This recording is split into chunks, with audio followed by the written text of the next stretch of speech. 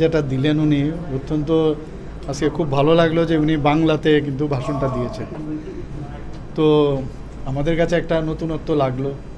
প্রথমে ককবরক দিয়ে শুরু করেছেন, আবার বাংলাও বলেছেন, আবার লাস্টে দিয়ে ইংলিশও বলেছেন। তো সব মিলিয়ে ইউনিটি ইন ডাইভার্সিটির যে ল্যাঙ্গুয়েজ আজকে কিন্তু আমরা দেখতে পেলাম। এবং এই বিষয় নিয়ে তো আমাদের ত্রিপুরা সরকার কী সব কাজ করেছে, ত্রিপুরা সরকারের হয়ে উনি গভর্নর হিসাবে আজকে কিন্তু এখানে ওনার যে প্রতিবেদনটা এখানে দিয়েছেন, এবং সবকটাই কিন্তু অলরেডি মানুষ জানেও এই বিষয়গুলো নিয়ে।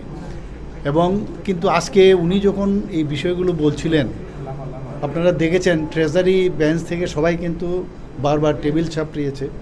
অর্থাৎ এত এত কাজ এই গভর্নমেন্ট করেছে, এবং লাস্টে দিয়ে উনি বললেন আমি মেইন কথাগুলো খালি বললাম, বাকি এত কাজ এই সরকার করেছেন যে সময়ের কারণেও এটা একটা সমস্যা হয়।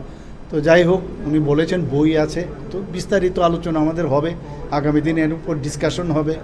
বিরোধীদেরও সুযোগ থাকবে এই বিষয়ে আলোচনা করা।